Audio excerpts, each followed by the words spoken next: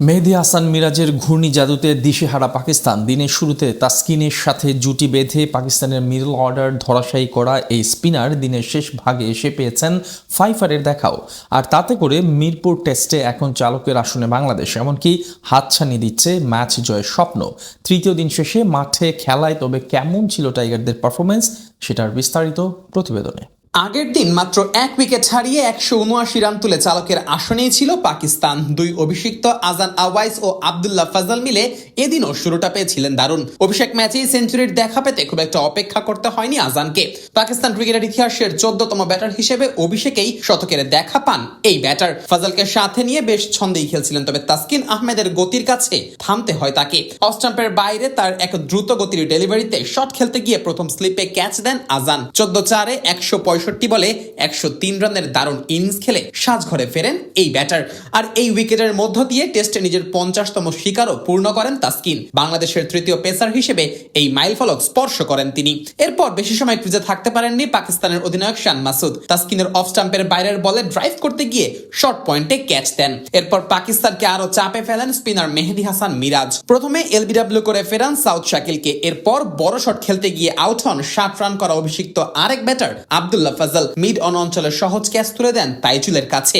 কিছু সময় পরই তাসকিনের একটি নো বলে বড় সুযোগ হাতছাড়া করে বাংলাদেশ। অফ স্টাম্পের বাইরে বল খেলতে গিয়ে উইকেট কিপার লিটন দাসকে ক্যাচ দেন সালমান, তবে তাসকিনের পা ক্রিজের বাইরে থাকায় সেটা হয়ে যায় নো বল। 0 রানে সালমানকে ফেরানোর সুযোগ হারায় বাংলাদেশ। লাঞ্চে যাওয়ার সময় পাকিস্তানের সংগ্রহ দাঁড়ায় 5 উইকেটে 251। ওই সেশনে 4 উইকেট তুলে নিয়ে ম্যাচে বেশ ভালোভাবেই ঘুরে দাঁড়ায় বাংলাদেশ।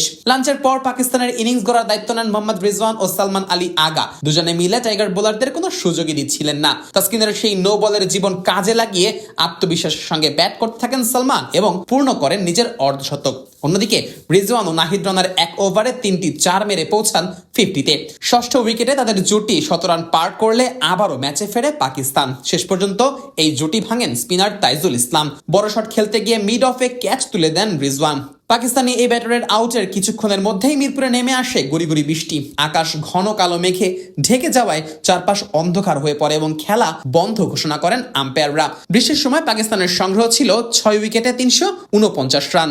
বৃষ্টির পর আবারও মাঠে নামলে গতির ঝড়ে সালমানকে কাবু করেন নাহিদ রানা। 58 রান করে শান্তর হাতে ক্যাচ তুলে দেন এই ব্যাটার। এরপর বাকি কাজটা সারেন মেহেদী মিরাজ। প্রথমে নোমান আলী আর পরে শাহিন শাহ আফ্রিদিকে ফেরান এই অলরাউন্ডার। সেই সাথে তুলে নেন ক্যারিয়ারের 14তম ফাইফার। এরপর শেষ উইকেটে হাসান আলীকে বোল্ড করেন তাইজুল। 386 রানে শেষ হয় পাকিস্তানের ইনিংস। 27 রানের লিড পায় টাইগাররা।